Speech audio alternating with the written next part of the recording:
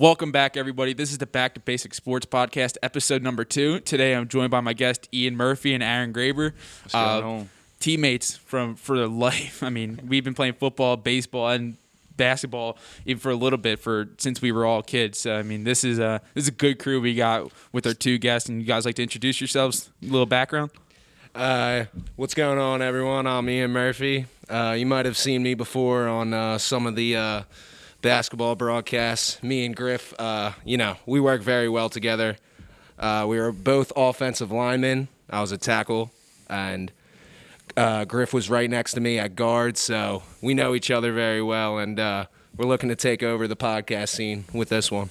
What's going on, everybody? I'm Aaron Graber. I play quarterback here at West Effort. I grew up playing football with these boys since we were 3 years old.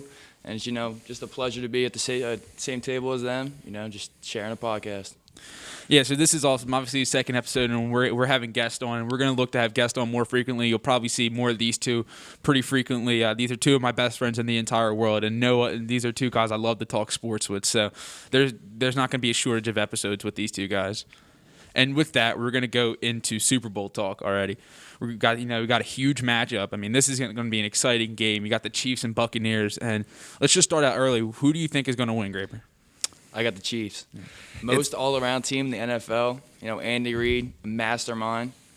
And Patrick Mahomes, there's not a better player in the game than him. Yeah, and, it's hard to bet against that man, Tom Brady. Yeah. And I was actually saying this the other day. I mean, I feel like the second Super Bowl for people is always, not as big. So, Mahomes going in, you would think this is not as big. But, I mean, last year, playing a upstart 49ers team in the Super Bowl, I know it was his first, but, not a great – this is against Tom Brady. Yeah. This is a matchup between two of the best quarterbacks in the game. And like Aaron just said – we could talk all we want about the Chiefs' talent with, Tyreek Hill, Travis Kelce, Patrick Mahomes, but one man that doesn't get talked about enough is Andy Reid. And, this isn't even Philly bias. I know he had a great career here in Philly, but he is one of the greatest coaches all time. Him and Bill Walsh with the West Coast offense that they've created, they've really changed the game of football. Yeah, I mean, like you said, the quarterback matchup between these two, I mean, Patrick Mahomes and Tom Brady, every time they played it has been an electric game. And we go back, I believe, 3 years ago at this point, they met in the AFC Championship.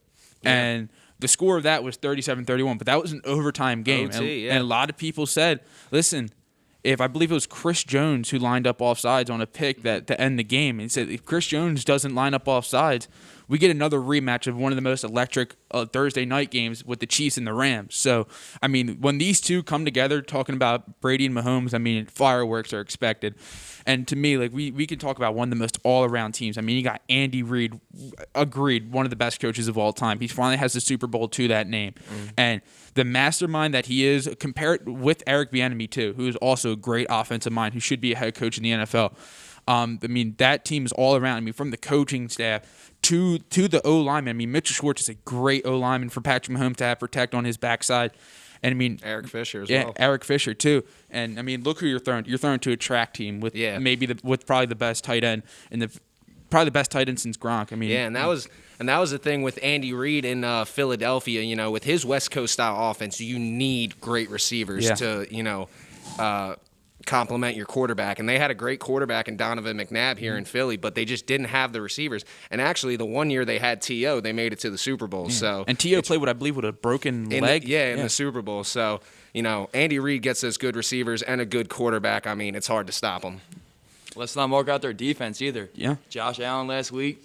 Good Bills team coming in. Tyrann Mathieu, man. What a leader. What a leader. Absolutely. I mean, if you looked at the second, I was blown away by the secondary. I mentioned it a lot last week of how the secondary of the Chiefs played. And this is nothing new. I think last year we saw the Chiefs defense come up late. As the Chiefs offense started to take a step back, we saw the Chiefs defense take them so far. I mean, even in the Super Bowl last year, I mean, if it wasn't for the one overthrow by Jimmy Garoppolo, we're probably talking a different story right now, but the defense came up when it needed to. You're down 20-10 with 6 minutes left in the fourth quarter, and you stop a good offense at that point in time. I mean, as much as we could say that the Chiefs have a track team of a receiving core and running backs, the 49ers did last year. They were just missing an obvious piece, but the defense is so amazing to me. When you have guys like Frank Clark on the edge, who they paid a lot of money for, you have Chris Jones inside your D tackle. I mean, what can't the Chiefs do? But that's not to take away from Tom Brady and the Buccaneers, because don't get me wrong, this is probably one of the best receiving core matchups we've seen in forever. I've been saying that. I mean, you know, everybody's talking about, you know, they only went 11-5 this year, only went into the playoffs as the 4 seed? I believe they're the 5. 5 seed, yeah, because they didn't win their division. Yeah. I forgot. But yeah, they didn't win their division. They lost to Drew Brees twice. But this is one of the best teams Tom Brady's ever had. Chris Godwin, he's an absolute monster. Mike Evans has been struggling, but I mean, he's still a 6'4", receiver who can fly. I mean, that catch against the Packers last week in the first quarter of the game. I mean, yeah, that's ridiculous, man. I mean, you got one of the best receiving core matchups in forever. And Antonio Brown, who I think is going to be an X factor for this game, because he's playing. I know he was hurt last week, but I mean, he's playing. There's no way he's not playing. Yeah, not to mention Leonard Fournette, who's been beasting. We haven't heard of him in a while. But then he came out on the scene this year and is tearing it up, and has been a big part for that Bucs offense. Absolutely. Definitely. I mean, time and time again, we hear about Tom Brady in the beginning of the season, even with the Patriots. Couldn't get it done in the beginning of the year. He's back in the Super Bowl. Can he do it again? Yeah. I mean, that's something that is just crazy to me, how Tom Brady really just came to the NFC and said, this is my conference now. Yeah. And, there's a lot to be said with the decision last week with LaFleur kicking the field goal. I obviously didn't agree with it. Yeah, I don't know if anyone truly agreed with that, and that was a good call. Yeah, I mean, I don't think it was the worst call in the world. Like, some people are making it out to be like it's the only reason they lost the game. I don't believe that, but, I think he was trying to, do a little trust your defense thing. And why not? I mean, your defense picked off Tom Brady 3 times. Yeah, 2 times in the second half. So, I mean, why not trust your defense in that point? And, I mean, Aaron Rodgers, one of the greatest quarterbacks ever, probably the most talented quarterback ever. But I mean, he has to be to blame for last week too. It's not just LaFleur's decision to kick the field goal that cost him the game and gave the Buccaneers the opportunity to go to the Super Bowl. But the thing with Tom Brady is not only does he come as the player, but the aura around him comes around. And so imagine Tom Brady steps into your locker room. The Buccaneers are the worst as win percentage wise, they're the worst franchise in the NFL. Yeah. Tom Brady comes in 1 year. I mean, that team. I saw something the other day. I forget who said it, but I think it was Danny Amendola. He said the Patriots way is the Tom Brady way, and you're seeing that in Tampa right now. And just thinking about that, I mean, you can see. I mean, Leonard Fournette, a guy who had a lot of trouble in Jacksonville. That's why he's not there anymore. He's a great running back. We can all agree that Leonard Fournette's an incredible running back, but he was a problem over there. He didn't get well with the coaching staff. He was hurt a little bit, and it caused frustration. Tom Brady comes in. Antonio Brown. I mean, who thought we would see Antonio Brown playing again, nonetheless, in the Super Bowl with Tom Brady? I mean, everything that man's been through the past 2 years. I mean, I remember the Hard Knocks episodes where that was great Hard Knocks. Probably the best Raiders ever. One. Oh my Lord. I mean, but in the scene where he's happy and he says, "Mom, they freed me," after he got the release call from the Raiders, and think that guy has been such a catalyst for the Buccaneers. I mean, this is truly a special team, and Tom Brady is the reason to me behind that, because Tom Brady brings not just himself as a player, but he brings himself as a leader. He brings himself as a competitor. And Tom Brady said Monday night that he might play beyond 45. I mean, and the way that he plays a safe game. He can still throw the ball. I mean, people were saying maybe not his best year as a quarterback, but he was overthrowing a lot at 43. He's overthrowing, not underthrowing. So I don't think the arm strength is really anything that needs to be questioned. But in all honesty, I mean, the Buccaneers team is going to be a team that's dangerous, especially if they can. That young secondary too, with Winfield. I mean, hopefully he's playing. I know he was bummed out of the game last week, but wow, I mean, that team they have a bunch of young pieces, and that offense is explosive. Yeah, and I mean, I use this argument with a lot of sports, especially with the Jordan-LeBron debate. Jordan, by the way, but. There's something to be said about just knowing how to win, and Tom Brady absolutely is someone who just knows how to win. One of the biggest plays in that game, we were out to eat watching it. I remember at the end of the half, we got our food. We were just sitting down. We were, chilling, not even like looking at the TV, and all of a sudden it's 21-10 because Tom Brady caught the defense falling asleep and scored to Scotty Miller. Yeah, Scotty Miller's also been a big receiver for him. Who do you think's faster, him or Tyreek Hill? Oh, Tyreek Hill. Yeah, Stop all right. it. You gotta get Tyreek Hill. Stop it. Come on now. But yeah, and like you said, earlier,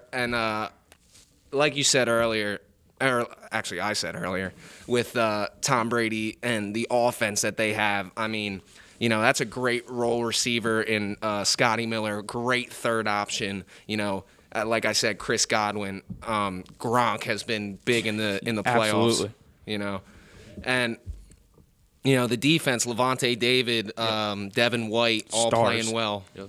I mean, we want to talk about that Buccaneers defense. You got to look at the front four. Yeah. I mean, you could talk about the front seven, but specifically, I'm obsessed with that front four. I mean, what we saw, Jason Pierre-Paul, who, oh my Lord, he's back and he's playing at an incredibly high level. I mean, that Buccaneers front four, they can give Mahomes a lot of trouble. I mean, we saw how they were getting Aaron Rodgers last week. I mean, Jason Pierre-Paul, I believe, had a sack and a half, almost 2 sacks at the end of the first half. I mean, those hits, those sacks, those quarterback pressures, I mean, they're going to add up. I mean, that team is so well-rounded. I think, honestly, their weakest point is their secondary, but that's because it's a young secondary. Yeah. It's not a secondary that's seasoned. I mean, they don't have a Tyrann Mathieu over Yeah, there. and they still have some scrappy guys. I love Murphy Bunting, Sean Murphy Bunting. Yeah. Fast guy. I believe he ran like a 4.3 40 in the combine. And, you know, he's been a great corner for them all year. Can't think of some other names, but, you know, he's one that I really like in that secondary. Phenomenal secondary. I mean, Graber, when you look at this game, what do you think is the X factor in this game? If you had to pick a player or from either team, just something, what do you think is the X factor that's going to give the team the edge? I mean, you're going to see Mahomes. The defensive line is going to get him running around. You know, Mahomes is going to have to make some plays. That's what he does. You know, long shot downfield to Tyreek Hill might not happen. They might get to Patrick Mahomes early on. You know, it might not happen.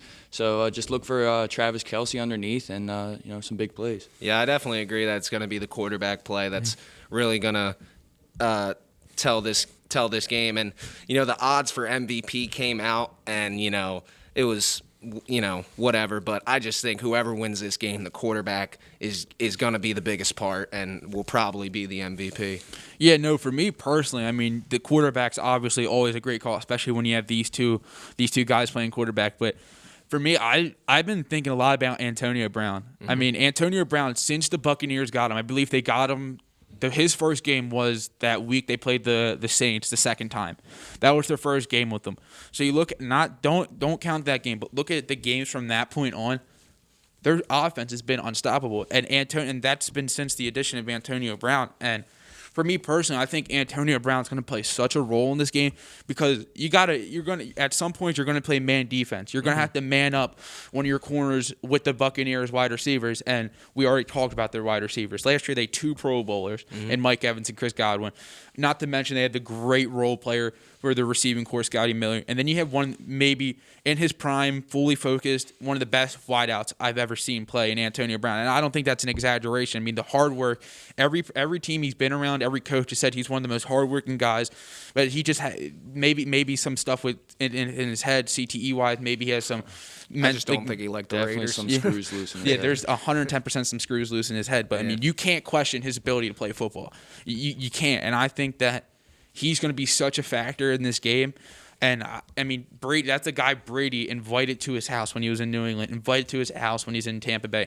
So that trust is there in that relationship. And Tom Brady's always loved the guys he can trust. Your Julian Edelman, who's been there forever. I mean, would Julian Edelman be as good without Tom Brady? Probably not. That's actually a great point, Griff, with how, you know, Tom Brady never had to have the most talented receivers, even though we said, you know, that this is his most talented receiving. He never had to have that because the trust that he built with his receivers and, you know, the chemistry between him and his receivers, that's why he brought Gronk to Tampa Bay. That's why he brought Antonio Brown to Tampa Bay. And, you know, that's why he wanted those guys around him because, you know, he has that trust with them.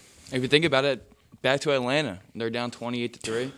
Who's he throwing to? Julian Edelman, one of the most incredible Edelman. catches I think I've ever seen. Yep. Yeah. And Chris Hogan all game. He just finds options. That's why Tom Brady's so good. He finds his options and he gets on the ball and lets him make plays. That's what he does. Yeah, and I think we saw it this year. I know Julian Edelman was hurt a little bit this year, but just not the same. I mean, you don't. When did you hear of Julian Edelman this year? Yeah, definitely not the same. And that Patriots team, I know Cam was hurt. He also had COVID, I believe. Yeah. So they were dealing with some problems, but you could just see. But I do not appreciate the Belichick slander. Absolutely, with all that, he only won with Tom Brady. I mean, you just lost your quarterback that you've had for 20 years. And not to mention, a bunch of their players on defense sat out for the year. Yeah. They took a year. They took a COVID reserve year. So, I mean, they're missing a lot of their defense. I mean, I think they had either 5 or 6 key parts of that team sit out this year. I mean, if you go to a team in the NFL and take away the greatest quarterback of all time, or whoever their quarterback is, and you take away 5 or 6 key players, look at what they'll do. I bet you they'll turn out worse than the Patriots because of the coaching job Belichick can really do. Yeah, he's always been a great coach. Obviously, probably number 1 all time. But back to the Super Bowl. Another X factor that you mentioned earlier and we've said is definitely going to be that Chiefs defense and how they perform, because they've been coming up huge the past couple years. And we talked about the AFC Championship game, but I want to go back to the divisional game. Your star quarterback gets up from that injury wobbling, looking like he does not know where he is, and you could just tell in that game the momentum just shifted. Absolutely. And, it was a whole new game after that happened, but the defense didn't care. I believe Tyrann Mathieu came up with an interception. They just kept their offense in it, and Chad Henne did all he could and was able to get it done. Yeah, I mean, you're looking at a great offense too in the Cleveland Browns. I mean, Baker Mayfield wasn't. I mean, you could say what you want about Baker, but he was playing well this year. I mean, I believe the pick to Tyrann Mathieu is one of his first picks in a while. I mean, so Baker Mayfield has been playing great football.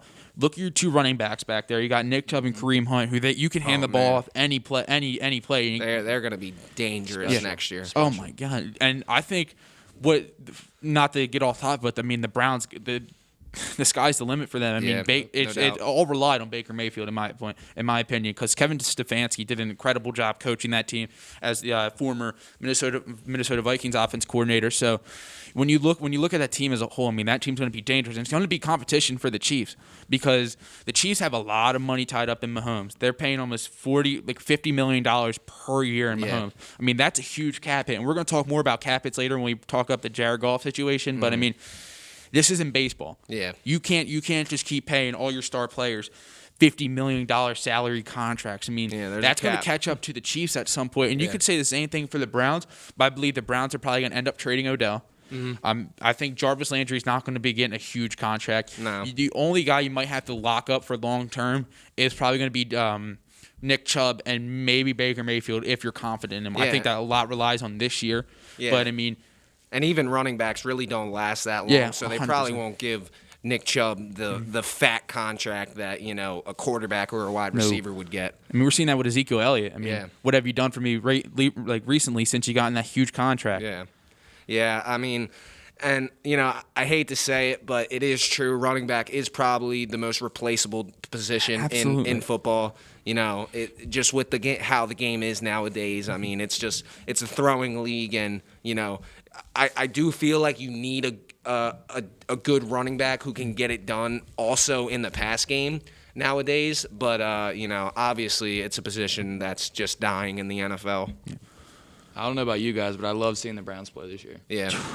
Baker Mayfield comes in and changes the whole program around. Yeah, 100%. The whole entire program around. I love to see it. Out of college, not many people thought he could do it. Yeah, who thought he was going to be the first pick? Oh, not me. I thought it was going to be Saquon Barkley, and then and I still don't think that was a good choice, because they could have got Baker. The Browns had the 4th pick that year, I believe. Too. Yeah, because they went Baker and Denzel Ward. Yeah, and Denzel Ward, obviously a great D-back and everything, but and actually it's kind of tough to say anything about Saquon because he's had his injuries the past couple years, but I still don't know if I agree with that decision. Another play in that Chiefs-Browns game that I want to bring up that, caused some controversy, but me personally, I'm a hard-nosed football guy. That Sorensen hit on was it Peoples-Jones? I forget who was it. Who might it have was been on. Peoples-Jones. But it caused a touchback, and the Chiefs got the ball back because of it.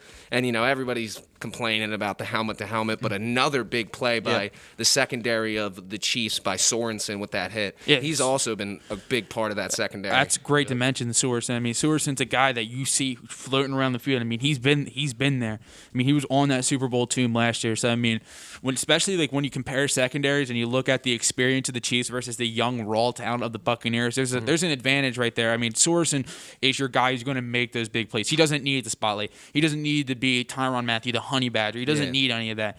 He's just going to play football. And that's a football play he made. That is a football IQ play he made. Yeah. Is it the cleanest hit in the world? It might not have been, but that's not the point. The point is that it wasn't called. The Chiefs got the ball back in a huge moment. And I mean, if you look at if that gets a touchdown for the Browns, we're talking about a completely different situation right now. Completely different game. And, the whole thing with replay nowadays is kind of, annoying to me because I feel like replay is used for things that that it isn't supposed to be used for. Like, to me, I don't think replay is supposed to be used for a hit like that. It was a bang play where Sorensen just went into him, and that's not a play that has to be reviewed. That's something in college football I think they have to change, especially the ejections. Yeah, for sure. I mean, we could definitely go on college football like any other time. I mean, college football is something that's so exciting in so many different ways. But I agree with you. I mean, the ejections that are happening in college football is just ridiculous. Yeah. But so all in all, we're all Chiefs for the Super Bowl. Yeah. Chiefs. It's hard to go against Tom Brady. It is hard to go against Brady. But I mean, like I said, I think Andy Reid, you give him this kind of team, he's not going to be stopped. Yep. I mean, not to mention too, the Buccaneers are playing in Tampa. They're playing in their home stadium. Wow, yeah, we didn't even mention that. That's crazy. Huge. The first time that's ever happened. Yeah, I remember the Vikings could have done it. Vikings could have done it the year the Eagles beat them. The year the Eagles won it. Yeah, but and the Cardinals could have done it the year they lost to the Panthers in the NFC Championship, where that Super Bowl 50.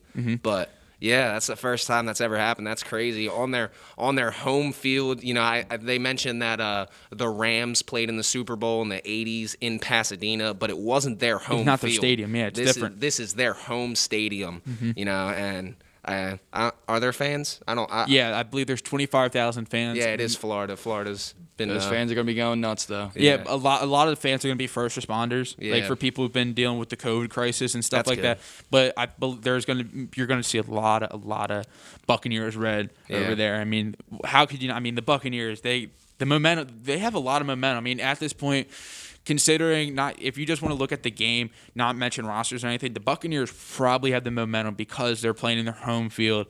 I mean, look at your quarterback. You're the greatest quarterback of all time. I mean, right now the Buccaneers are in such a good situation, and I think we're all going Chiefs. Yeah. Yeah, I think that's safe to say. It's just like you could talk all day about Tom Brady, but it's just at the end of the day that Chiefs team is good. Probably one of the greatest ever. Yeah, I mean, and let's talk about some more NFL news. We're going to stay a lot in the NFL today. Jared Goff unexpectedly traded this weekend for Matt Stafford. I mean, wow. What are your guys' thoughts on this trade, Graber? We're going to start with you. I mean, what are your thoughts? I want to hear both teams' perspective. What do you think about this trade? I like it for the Rams. Sean McVay, offensive guy, lost his trust in Jared Goff. That year that Jared Goff took him to the Super Bowl, you see him throwing the ball downfield. You didn't see that this year with Jared Goff. Yeah, because, I mean, that has a lot to do with the running back situation, too. They have a good running back, but they didn't have Todd Gurley that year. Yeah. Todd Gurley that year, one of the best single seasons for a running back in a long time. Exactly. And Matt Stafford, still a great quarterback in the league. Yeah. I'll take that shot. I think the Lions won it. I agree. I think the Lions won it. I like Matt Stafford, and I do agree that Matt Stafford was a little bit of Mahomes before Mahomes. Obviously, I think Mahomes does it better, but I mean Jared Goff is still very young, still I believe very talented. He had injuries this year, and they got 2 first-round picks, future first-round picks, and that is something the Lions needed because the Lions have just been struggling these past. It's an aggressive move for the Rams. I like it. They want to win now. Yeah. They have a good defense. Great defense. Yeah, for sure. Exactly. One of the best in the league. Yeah. They're going to get an offense. They want want to win now. statistically. Yeah. This year. If you want to look at it, I mean, But the problem, like I agree with you, Murph. I believe the Lions won this without a doubt in my mind, because the problem is when you look at the Rams' current situation, they got a lot of money tied up between 3 players. And just because they got rid of Jared Goff, guess what? That contract you gave them, you're still paying for that contract. They're going to take, I believe, a $21 million cap hit for a player who's going to be playing on another team. Yeah. So, I mean, if you want to look at it money-wise, they have $70 million tied up between 3 players. Yeah. They have money tied up with Jalen Ramsey, Aaron Donald, and Jared Goff. And Jared Goff isn't even on the team anymore. Yeah. I mean, the trade becomes official, I believe, in March when the new season officially starts. But, I mean, the Rams also, not only do you take the huge cap hit, you have the $70 million between 3 players, you're not picking in the first round until the next presidential election. Yeah, that's crazy to think about. And, the Rams, like Aaron said, it's a win-now situation. They got Cam Akers, who's going to be a really good running back. Matt Stafford's going to do his thing. They got Higbee. They got Cooper Kupp, Cooks, still balling. But to me, I just think, the first-round picks and, trading a young quarterback was not worth it for a 30-year-old quarterback, going to be 31 soon. So, we'll see. The NFL's definitely going to be a lot different next year. And I believe they traded up for Jared Goff, too, to get him. Yeah, that's huge. They were high picks. I mean, just think about it. I mean, I saw something about that draft class the other day. Dak Prescott is the only person in the only quarterback in the 2016 draft class who hasn't been benched, cut, or traded, which is crazy to think about. Jared Goff got traded, obviously. Our beloved Carson Wentz was benched, but someone who I think may have a big year this year, Carson Wentz, a comeback year, if you say. But, obviously some other guys, but, I believe Dak was like 190 something in that draft, or like 150 something. He was not picked very early. I think it was like the 4th round. I remember him out of Mississippi State, and but I think he tore it up that year in the preseason, and won the starting job over Romo. Yeah, and Romo retired, and he tore it up. And Zeke and him tore it up that 13 year. 13-3. I want to say that first year, and then Aaron Rodgers knocked them out. Yeah, I remember that game. That was a crazy game with the controversial catch and no catch. Yeah.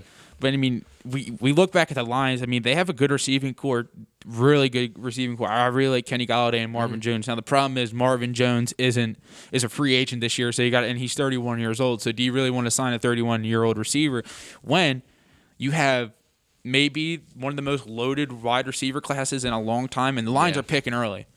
Yep. Yeah, that wide receiver class is big, and someone I heard who another name I heard from the receiving core of this class, Bateman from Minnesota, who's a very Devontae Adams-like receiver, and people think he's going to have the best rookie year out of all of them. But out of everyone, I like Jamar Chase. Jamar Chase is the best wide receiver in this class to me. Devontae Smith absolutely tore it up and is, obviously one of the greatest college wide receivers we've ever seen. Won the Heisman since the first time since Desmond Howard. I mean, what else can you say about that? I mean, Alabama. I mean, they just produce over there, man. Yeah, I mean, they lack with the quarterbacks producing in the NFL. But you look at the linemen. I mean, we talked about the Browns earlier. I believe they took Tristan Wirfs went to the Buccaneers. They took Jedrick Wills out of Alabama. And I mean, one of the best seasons for a rookie this year. Him and Tristan Wirfs were incredible. Yeah, Alabama guy and Jedrick Wills. I mean, Alabama just produces over there. But you guys want to talk about who one of the best wideouts in the class? I think Jalen Waddle. Jalen Waddle, I think might be pure. If you want to look at pure wide receiver talent, might be the best receiver in this class. And I mean, the Lions can take those guys. I mean, we can mention all these guys: Jamar Chase, Devontae Smith, Jalen Waddle, Kadarius Toney, who had a nice Senior Bowl week. And Bateman, who you just said. They can pick any of those guys. I mean, I think you're going to see a lot of receivers go early this year. But I mean, with that, I believe the Lions are picking the 6th or the 7th pick. I think the Eagles are the 6th. Yeah. So I believe the Lions are after the Eagles. But I mean, they can if they let Marvin Jones go, which 31-year-old receiver. He's a good receiver, but Yeah. I mean, that's the problem. He's a good receiver. He's probably going to want some money. Yeah. So I mean, why not replace him with one of these guys that we're talking about? Because I mean, the Lions are just in such a good situation right now. I mean, Dan Campbell, his press conference was absolutely electric, talking about he's going to get up, bite another knee off, and all this stuff. I mean, if you're a Detroit Lions fan, you got to be excited for your future because, like you said, Jared Goff is still really young. There's a lot of money invested in Jared Goff, but he's so young.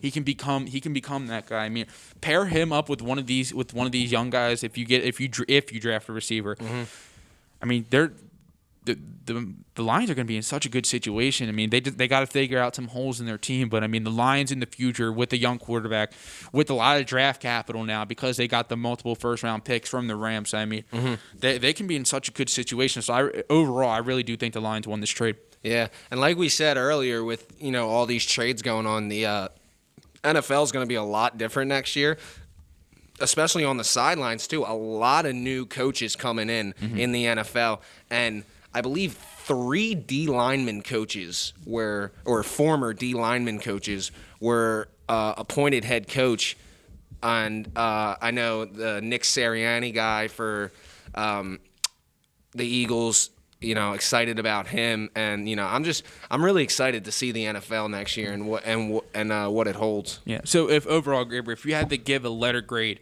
for this trade, you said you believe the Rams did a really good job in this trade. If you had to get a letter grade from F to A+, what would you give the Rams in this trade? I'm going to go B. They B? gave up a ton. Yeah. So that's huge, but they want to win now. They want to bring a Super Bowl, Yeah. I like it. Yeah, it's not a bad trade for the Rams too. I mean, when you look at it, you're like you said, they're in a win now mode because I mean you have that incredible defense. If we could sit here and talk all day about the defense, you probably have one if not the best, one of the best lockdown corners. Yeah. And Jalen Ramsey. I mean, you put him, Jerry Alexander but I mean Jalen Ramsey it plays in a tough division with these receivers. You got to guard D-Hop. You got to guard DK Metcalf multiple times a year. DK Metcalf didn't do anything against them. DeAndre Hopkins struggled, who people say has probably the best hands in NFL history. So I mean, you look at Jalen Ramsey, look at Aaron Donald. Can we agree that Aaron Donald is one of the best defensive players of all time?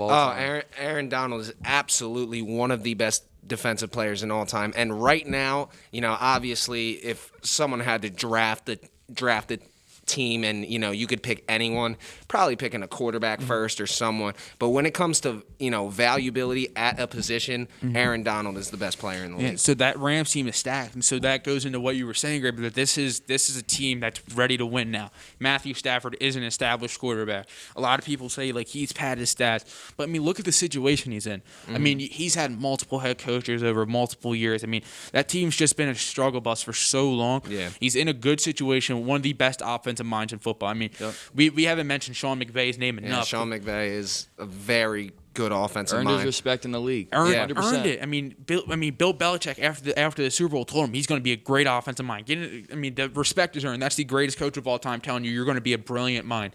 So I mean, the Rams are in a good situation to win now. It's just their future that's questionable. Yeah. But right now, you want to look at one of the best teams in the NFC.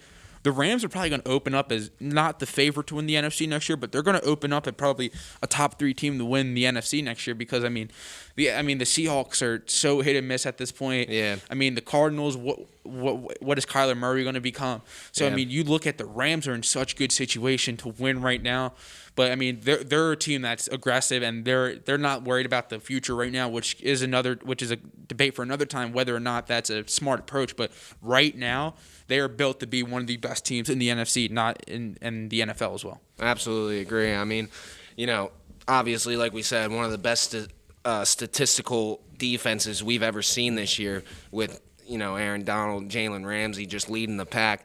Now you got a great quarterback in Matthew Stafford who's just never had, the talent that he really needs, in my opinion. Agreed. He needs that guy who can go up top, Cooper Kupp's that guy. I mean, Cooper Kupp is an absolute monster, an absolute scrappy football player. You saw the catch he made on Jamal Adams. A great, not a great coverage safety, but a good safety. Blitz boy. But that was a big catch, and that was just a giant game. And there's something to say about Jared Goff in that game, coming in with a broken thumb and just leading his team to victory in that game. I mean that was just huge. And he had that one season where he was just absolutely tearing teams up. In the MVP discussion. Yeah, probably shouldn't have won that NFC Championship game, but with that call. But every team has those. Yeah, absolutely. So, he had that one season. He proved he could be one of the top QBs in the league. So I expect him to go to the Lions, who have a great situation in the future, and tear it up. So what would you grade this for the Lions? Like, Aaron gave his grade for the Rams, and you and I both agree that the Lions won the straight. So what would you give your overall grade? I think the Lions get an A on this one. Yeah, I would agree with you. The Rams didn't get an F. The Rams would probably get a C, maybe a B minus. Yeah, I like that C plus B range. Yeah. Like Aaron said, I mean that I believe that's the appropriate range. But I mean a lot of the things when you trade a draft pick, it's not necessarily the pick. It's who you're going to pick with that, and then that you can really measure the trade after the pick is made, and to see who those picks actually became. So I mean, yeah, and it's all going to come down to performance. The Rams might be one of the best teams we've seen for the next 5 years, and the Lions may do nothing. Only time will tell. Yeah, so I mean, we talked about the Jared Goff situation. We talked Super Bowl, but now let's talk about one of the situations that's pure speculation right now, and Deshaun Watson, one of the most talented quarterbacks 100%. In the league. Yeah, no, I mean, if someone argues that he's not, I mean, they just don't watch football. Yeah, and I mean, just look at what he had to deal with this year. And, there's a lot to be said about the receiving core a QB has, and how that affects his play. There's some QBs who struggle just because they can't get receivers open, and Deshaun Watson was still putting up record-setting numbers even with these receivers that they lacked. Yep. I mean, Aaron, when you look at Deshaun Watson, you're a quarterback yourself, so like when you watch Deshaun Watson play on these Sundays, I mean, what do you see? Like, do you see something in like a player like he's one of the best guys in the league, undoubtedly? I mean, what do you see as a quarterback? Obviously, he's a gritty quarterback. He balls out. No matter the situation, he balls out. You put him on a different team like the Chiefs. What do you think you get there? I don't know. I think he might be doing the same thing as Mahomes, maybe. I mean, Deshaun Watson this year. Keep in mind, got rid of his one. Not only people talk about DeAndre Hopkins and when he was with the Texans, but I mean he was one of the best receivers in the league there. But people don't understand that was a Clemson. Yeah, that they were both Clemson guys, and not only were they just teammates, they were best friends with each other. Yeah. So not only does Deshaun Watson lose one of the best wide receivers, one of the best pairs of hands we've ever seen, he loses one of his best friends. And you know what? I'm very happy that he's getting out of Houston because he has been treated unfairly. He's come out on I'm not a big coming out on social media guy, but he's came out on social media. I believe it's up to 100. Yeah, before with some shade, and now again this offseason they upset him. You upset this talented of a quarterback. I mean, I don't expect him to stay. And something with Deshaun Watson, a lot of people like to bring up with the Dabo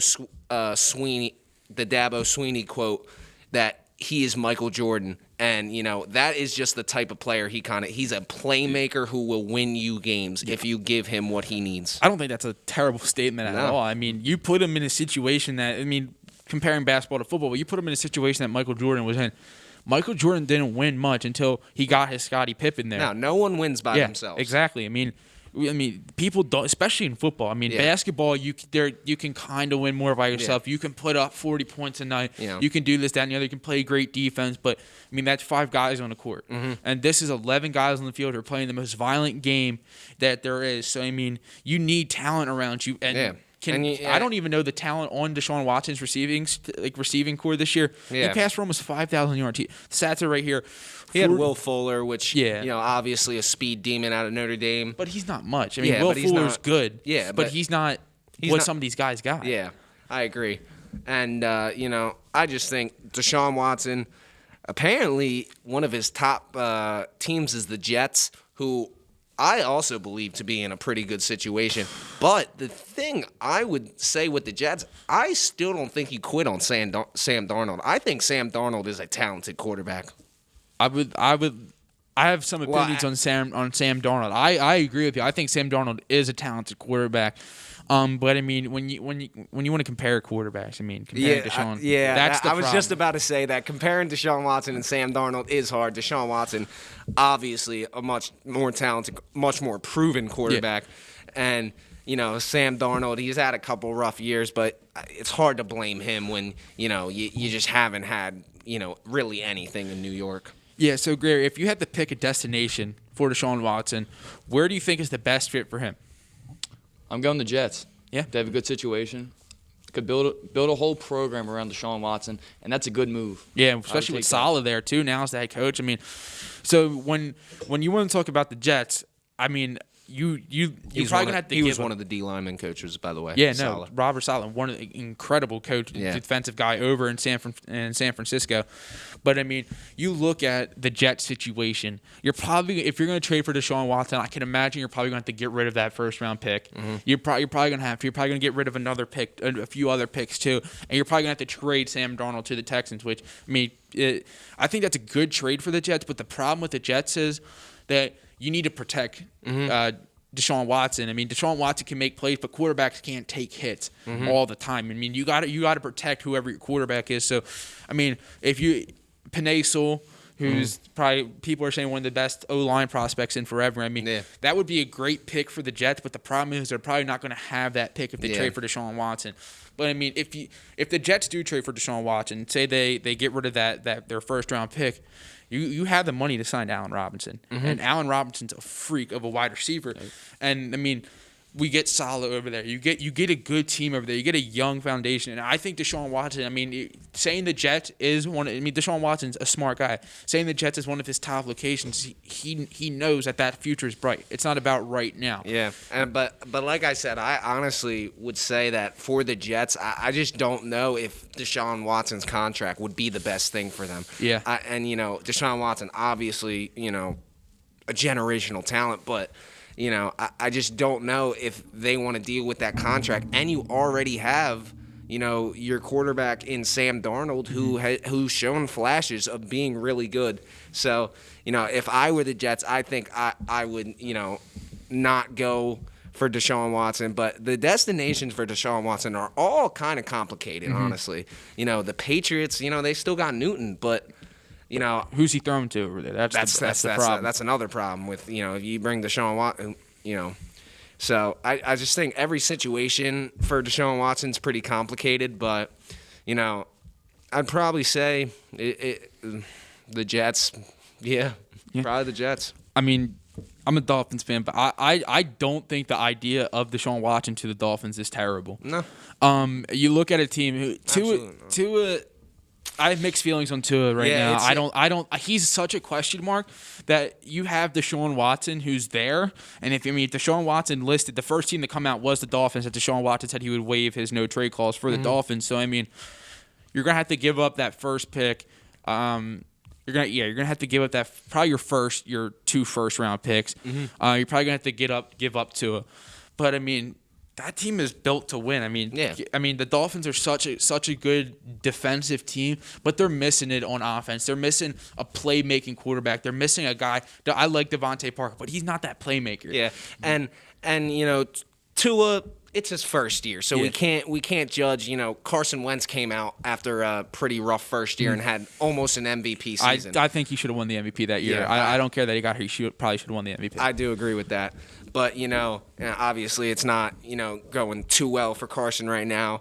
But, you can't – I don't think you give up – I don't think the NFL as a whole gives up on Tua yet. But I do think Deshaun would be a good fit in Miami. And, Miami's got some playmakers over there. Mike Gesicki is going to be one of the top tight ends in the game. Incredible year this past year. Straight out of Penn State, man. Yeah, Gonna be a great tight end. Devontae Parker, another player, former Eagle, Mac Hollins, played really well this year for the Dolphins. I mean, when I look at the Dolphins team, like you said, this is Tua's first year, and Tua wasn't even fully into the system. I think they were restrictive with Tua, which I understand. But I think with Tua, I mean, I would rather keep Tua than trade for Deshaun Watson because you have those first-round picks. You can draft protection. I really like the Dolphins, if Penei Sewell's available, picking in with that third pick because at 18, one of those wideouts are going to be available. Yeah. It might not be Devontae Smith, Jalen Waddle, Jamar Chase, but I mean Bateman, who you mentioned earlier, Kadarius Toney, who's another guy. I mean, you're going to have wideouts who are going to be available at that 18 slot. So I mean, when you look at it from as a Dolphins fan, who wouldn't love Deshaun Watson on their team? But is it the smartest decision, especially with the cap hit that you have to bring on, because you're going to have to take that contract in, he has one of the best he has one of the richest contracts in NFL history. So I mean, when you take a deep look at it, would it be awesome to have Deshaun Watson? Yes, but I think there's more cons in a way than there is pros, especially when you have such a raw talent quarterback who can throw the ball well.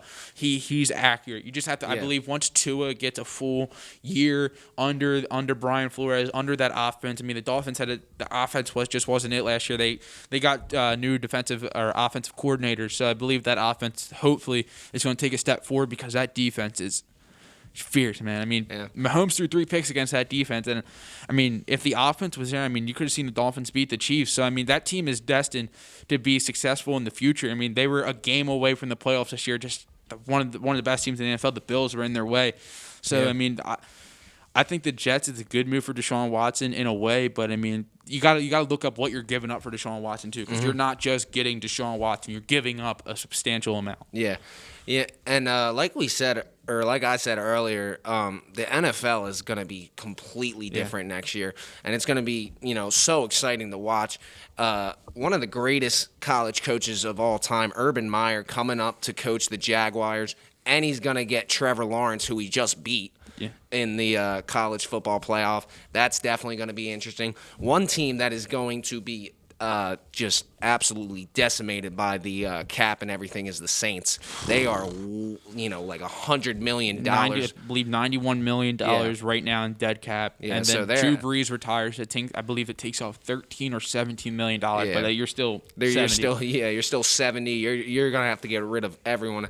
I saw some guy on Instagram or something make a video and said he predicts that the Saints could go 0-16 next year if they're not careful. Yeah, I saw that. I mean, I don't know if they'll go 0-16, but I mean, we're definitely going to talk about the NFL as a whole next year. We're going to talk after we're going to wrap this topic up of Deshaun Watson, where your final thoughts on where he should go. You said the Jets. Are you Jets too for his final destination? I'm going to go with the Jets. I don't think it's the best for the Jets, honestly, but for Deshaun Watson, I would go Jets. I want to say it's definitely between the Dolphins or Jets for me, which I think are the two best fits for him. But I just think that I don't know if those trades are going to happen. I think there's going to be another team that's going to come on late for that trade and going to sweep them up. So I don't think he'll, if anywhere, he'll probably end up on the Jets compared to the Dolphins. But I think that I don't think he'll end up on either of those teams. I don't know what team he'll end up on exactly, but my prediction for the two teams I think make sense for him are the Jets and Dolphins. I mean, I would love to see him in a Dolphins jersey, but there's a lot of problems that come with that. Yeah. So I mean, honestly, it's such a story right now because I mean the Texans are just hired some head coach. I mean, this head coach. I mean, Deshaun.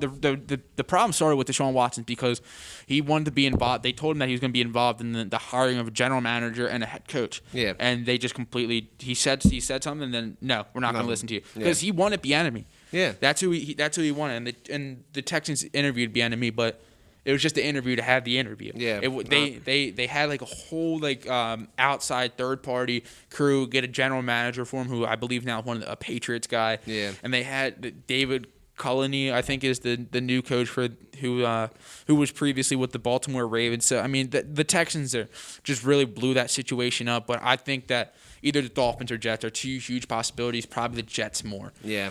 So. Next, I mean, you were mentioning it earlier. The NFL is going to look so different soon. I mean, who are you guys' sleeper teams for next year? Gabe, we're going to start with you. I mean, there's a potential for a lot of teams to come up and out of nowhere next year. I think Jacksonville's going to be a good team next year. Yeah. Drafting Trevor Lawrence, DJ Chark over there. DJ Chark, freak. They're going to be a really good team next year. That's Urban Meyer coming in. Great-minded guy, great-minded coach. Mm-hmm. They're going to be good. Yeah, that's a great point. And, not to be any biased, I think the Philadelphia Eagles are going to surprise some people next year. I think, as much as I didn't really agree with it because I feel like you had to get rid of Howie before you get rid of Doug. Absolutely. I think just the relationship between Carson Wentz and Doug was just toxic. Mm-hmm. It was just toxic for the whole team, and it really put a hurt on the team because it came out that him and Carson just did not get along. And with a guy like Nick Sirianni, who, whatever, he didn't have a good interview or a good press conference, but who really cares about a press conference? He was under Frank Reich, who Carson Wentz loves. That's the exact reason why he was hired. Yeah, him and Carson Wentz and Frank Reich were absolutely best friends. And for someone like Nick Sirianni to come in, who's been under Frank Reich, I think Carson Wentz could surprise some people next year. So, as an Eagles fan yourself, Aaron, what do you think about the Eagles next year? Because I agree with you to an extent that the Eagles could be a surprising team next year. They need to make some moves in order to be that team that they can be. Because that team has a lot of holes, including their secondary and their offensive line, which are two places you cannot have holes in. Yeah. So, as an Eagles fan, what do you think the Eagles' outlook for next year is going to be? I think their first step is getting a wide receiver in this draft. They Absolutely. need a wide receiver, especially bringing in a new coach. Carson Wentz might have a big year if he has a wideout. So I'm going Jalen Waddle out of Alabama. I like him. it. Really? Yeah. It's hard to say because, I always like proven talent, and someone who is proven is absolutely Devontae Smith with, just all the, the Heisman and everything. He's just a proven. And there's also something to be said. Devontae Smith doesn't have as good of times as Jalen Waddle and Jamar Chase, but you watch those games, Devontae Smith just absolutely glides past people on the field. And I just think there's honestly a difference between in-game speed and time speed. Yeah, I'm sitting there watching the first quarter of the national championship game at the gym, and I'm just looking up, and Devontae Smith is open every time. Imagine if you would have played the whole game, he might have dropped 500 yards as a receiver. Easily. So I'm gonna throw this to you. What about Surtain? Oh, that's to go to Graber. Actually, What are your thoughts on Surtain at that first pick? Because the Eagles need a secondary too. If you can throw. I understand what you're saying that wide receiver pick. I understand what both of you guys are saying. But the problem is, you can score with teams, but the problem is if you're not going to be able to prevent a team from scoring, it's going to be a huge problem. So, what's your thoughts on Surtain? I'm still going wideout. I'm going to go Jalen Waddle. Bringing in a new coach, maybe get some Carson Wentz, get him some confidence. Yeah, get him some agreed. confidence again. 2017, he had a huge year early on, built confidence all the way throughout the year. It should have been MVP. Yeah, I agree. I 110% agree. But, lost his confidence last year. Yeah. Jalen Hurts comes in, plays good. Yeah. And get Carson Wentz some confidence. And people forget he had a very impressive season. The year before. Yeah, one of the most impressive stats ever. He threw for 4,000 yards with no receiver having over 500, which is one of the most impressive quarterback stats I've ever heard. So, it's not like he's been bad for a while. No. It was just came out this year and just didn't play well. Yeah, and I believe that has a lot to do with the confidence, like you mentioned. But I think that. Like Murph, you also mentioned earlier, the weird relationship between him and Doug Peterson. I think that bringing in a guy who's under Frank Reich, that's going to be huge for Carson Wentz because, I'm sure Carson Wentz could call Frank Reich right now and talk about some offense, especially with Sirianni now. I'm sure those three guys can have a call all together, have a meeting with each other, and just talk about offense and what works for Carson. But Graber, back to you. Who do you want as the starter next year, Hurts or Wentz? Because that's a unique situation over there, man. You have two different quarterbacks we saw Jalen Hurts play. I don't want to say great or good. He played well. He stepped into the spot and played well. Yeah. He played well. He didn't blow me away. He didn't give me the impression that he absolutely sucks, but he played well. So what are your thoughts on that situation? I'm going Carson Wentz. He's our franchise guy. Everyone said it from day one. He came in, shocked the world, had a huge year, had a huge couple of years, actually. Yeah. So I'm going back to our franchise guy, get him some confidence, let him play football. Yeah, and it's just, you can't give up on him yet. Yep. He had, quarterbacks, obviously people like Tom Brady, Aaron Rodgers, they just do it on a consistent basis. But when you have a different team like the Eagles have had from year to year, you're going to have different outcomes. So, obviously he didn't come out this year, but you can't give up on him yet. And having two very talented quarterbacks isn't the worst problem to have. Yeah, I agree. I mean, obviously you're going to have to get rid of one of them at some point, but I don't think this offseason is that point. I think you keep both of them. You start Carson. I think Carson will do well this year under the new stuff, but who knows? And, if he doesn't do well, you go to Hurts. Yeah, from an outsider looking in, you have to try Carson Wentz. Even if you don't want to, you have to. Because the problem is that he has that ginormous contract. Yeah, we haven't even talked about that. The contract is the biggest part. That's the biggest part. I mean, I think that's probably the reason why he hasn't been traded yet. Yep. Because he has that contract. But like you said, I think there's so much in Carson Wentz. I believe he's one of the most talented quarterbacks in the league. I mean, we can look back at that 2017 season. I mean, that wasn't the most talented receiving core. That wasn't the most talented team ever. I mean, they had a really solid defense that year, but that team still had holes. Yeah. But we saw Carson Wentz be a huge playmaker for that team. And I mean, if it wasn't, we saw him get hurt against that play at the Rams at the Coliseum. What's he do the next play? Yeah. Oh, he goes back and gets the touchdown. Yeah. I mean, that's what you're getting with Carson Wentz. You're getting a guy who might be a little bit more hesitant now. I mean, he's had the back injuries. He's had the torn up knee. But if you get him under a guy like I think the confidence is huge. He obviously, a quarterback needs to play with confidence when you step onto the field to play a game against some of these great teams. I mean, the NFC East was a terrible division this year, but that's not going to be terrible for a little bit longer because you're going to see all four of those teams within the next 5 years become all hammers. I mean, every team has such a bright future. I mean, the Eagles, I believe, have such a bright future.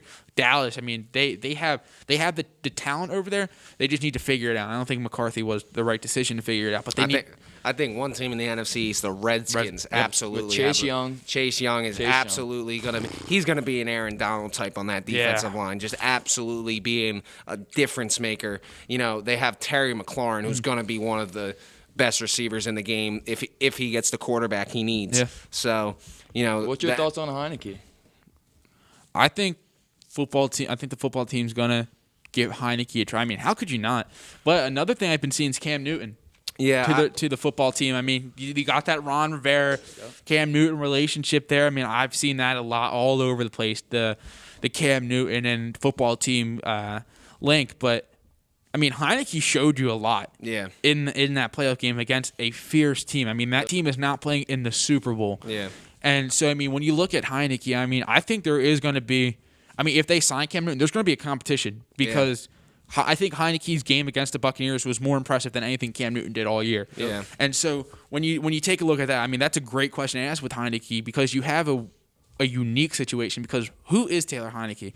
What can he do for you? Is he a guy? Because you don't need to have an incredible all-star, Pro Bowl, all-pro quarterback when you have such a menacing defense like they do. I mean, that defense is absurd when you have Chase Young coming in. And, I mean, Chase Young can probably be like a J.J. Watt caliber player when J.J. Watt's in his prime, one of the best defensive players of all time. Oh, absolutely. So, I mean, you have a J.J. Watt caliber guy in Chase Young. I mean, and the fire that Chase Young plays with.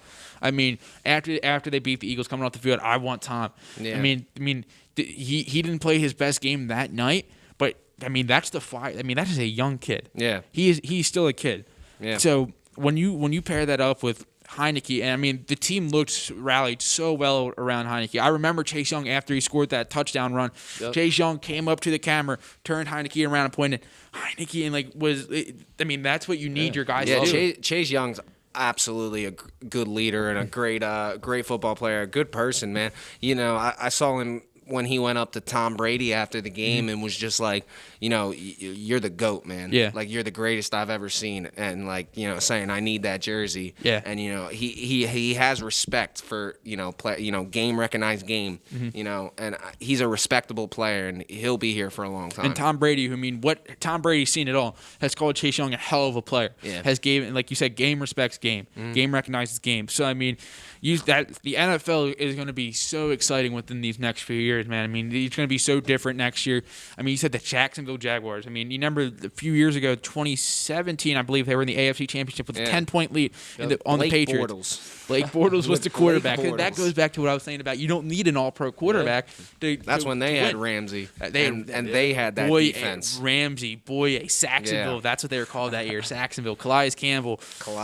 What a guy. Yeah, I mean, look at that team. I mean, the NFL is going to be so exciting. And Jacksonville, not only do they have all the draft capital, they have Urban Meyer, they have a crap ton of money to spend. Yeah. They have so much money to spend. So you have DJ Chark, pair him up with Allen Robinson. Yeah. Then you have Trevor Lawrence throwing you the football.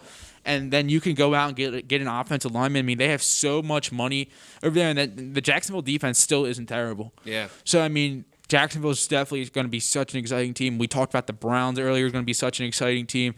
I'm another team I'm interested to see what they're going to do in the next coming years is the Raiders. Really? And the Raiders and the Chargers for me. Yeah. I think the Chargers are especially. I mean, I think Herbert, man. I mean, one of the best young quarterbacks in the league right now, undoubtedly after that year he had. So I think you look at those two teams, but more importantly, the Chargers, because of Herbert, because you have such good talent around him. You have Keenan Allen, you have Mike Williams, a Clemson guy, around him. I mean, that team is built. I got a team who I think is going to come out and be one of the top teams in the AFC next year if they can get their guy, the Colts. If they can get a QB, sure. if they can get a QB. They will be absolutely Darius Leonard, DeForest Buckner, absolutely a monster defense. Jonathan Taylor, straight out of Salem. New Jersey. Yep. 20 minutes away. Salem, New Jersey, man. Just absolutely tore it up this rookie year. Gonna be a generational running back for the Colts. I mean, but you look at the strong suit of the team. That offensive line. Yeah. You put Quentin Nelson. Yep. Quentin right Nelson. behind Quentin Nelson. Notre Dame boy. Notre Dame boy. Probably gonna be one of the greatest guards that has ever played. He might be the greatest guard. When it's all said and done, he might be the greatest guard to ever play football. I mean, that drafting of Quentin Nelson, that's what changed. That's what took the Colts and took them around. Yeah. I mean, they had the Bills on the rope this year. Yeah. I mean, they had a quarterback who just retired in Phillip Rivers. So I mean, they are a quarterback away. I mean, they are that guy away from being a team to look out for. I mean, that team with that defense, that offensive line, Jonathan Taylor, like you said, he's a Salem kid. He's from around here. It's awesome to watch Jonathan Taylor just go crazy when knowing that he was right down the street from us. Yeah. So I mean that's awesome to see. And I mean the Colts are such a good team all around. They're just missing that quarterback, and a quarterback isn't going to be hard to find. I'm sure you can pick up one in free agent. I mean, a lot of people are saying Matthew Stafford to the Colts. I mean, that's where a lot of people, the consensus thought that Matthew Stafford was going to end up. And imagine that, Matthew Stafford with that team. I mean, that would have been a great pairing. So I mean, I really like the pick for the Colts. I think a team that is interesting is going to be the Steelers, though. I think there's a lot of questions for the Steelers. I think Big Ben needs to retire now. Yeah, it's gonna be a real hit or miss for and it's funny how everyone clowning Juju, but now everybody's like, why don't you come to my team? Yeah. Well, Juju's a good receiver. Juju's absolutely. He's a really good receiver. And he got caught up in the dancing thing. It's whatever. It's all. He's a good receiver, though. I mean, but he's absolutely a great receiver. At the end of the day, there's no he's great. denying that. Yeah. So. And, you have another Notre Dame boy, Chase Claypool, stepping in. Absolutely a big part of that team this year, and Deontay Johnson can absolutely fly across the field. Just needs to catch the football. That's his problem. Yeah.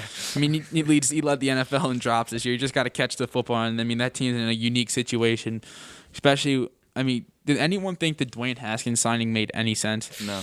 Why is Dwayne Haskins still in the league? I mean, Dwayne Haskins needs to be out of the league. He needs to be playing in that what's that league Johnny football's in now, the fan controlled league. You guys see that? It's something weird where their fans are picking the play. I mean, Dwayne Haskins needs to go play over there. So I mean, you look at the Steelers, they're in such a unique position. It's just interesting that you sign Dwayne Haskins when you have. I think Joshua Dobbs can step in. You think so? Playing under Big Ben, all them. Yeah, I think he can do it. He's a smart guy. I think he run the offense. Really? I mean, Mike Tomlin, keep in mind, never had a losing season in his career. That's crazy. Never had a losing season. Mike Tomlin is absolutely one of the great coaches. He stepped in his second year and took a team to the Super Bowl. That, you had players like Santonio Holmes, who, was really good that year, but when do you ever hear about him again? I mean, Santonio Holmes' career is all on one catch. Yeah. That one of the most incredible catches ever. I mean, that when you hear Santonio Holmes, I can't even tell you. I think he played for the Jets later in his career. Yeah. But I mean, when you think Santonio Holmes, what do you think of? That you catch. think of that Absolutely. beautiful catch against the Cardinals that was so clutch and that won the Super Bowl. So I mean, to Mike Tomlin, I mean, he hasn't been blessed with the most talent in the world. I mean, Steelers are obviously an incredible franchise, but that's not the best franchise ever. Yeah. So I mean, that is such a unique situation over there. Yeah, I mean, that team, obviously you had, Big Ben, you had the good defense with James Harrison, but you had, your running backs were Mendenhall, who you never heard of after the Steelers. Yeah. I believe their backup was Isaac Redman, Yeah, Paulsboro, right down the street. He has a Super Bowl ring. Yeah, so that's crazy to think about. But, I just think that's definitely an interesting situation over there with the Steelers. I think Mike Tomlin could get it done, but I think it's just hit or miss for them. Yeah, I want to make one more point before we wrap this up for a team that I think we should look out for, and the Chicago Bears. Yeah. We talked about gonna be Deshaun interesting. Watson earlier. Chicago trades Yeah. for Deshaun Watson. It's big. That is huge because, I mean, It's going to be interesting. If they can keep Allen Robinson, if they can get, even if you don't get Deshaun Watson, if you get someone who can, be good, be something, you made the playoffs this year.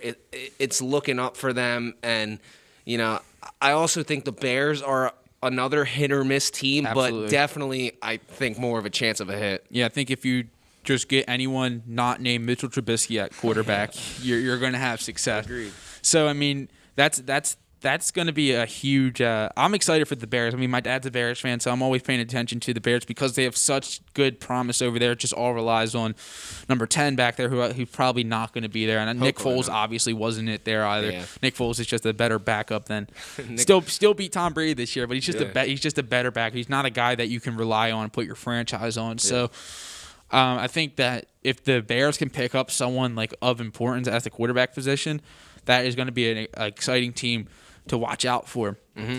So, boys, that's going to do it for episode 2. I mean, that was fun. I think That was really we fun. might have filmed over an hour long, but it felt like 30 minutes. So Yeah, I that mean, didn't feel long at all. no, I mean it's now 12:47. You guys got here at 11:30. Wow, that's crazy. So I mean, wow, this was incredibly fun. Something we're definitely going to do again. Maybe next episode we're back here next Tuesday filming. So I mean, I just want to say thank you to everyone watching right now. I want to say thank you to my guests Ian Murphy and Aaron Graber for coming on to the show with me. I mean, this has been incredibly fun. I can't wait to watch this and edit this up and upload it to the world. But I also want to say thank you for all the support for the first episode.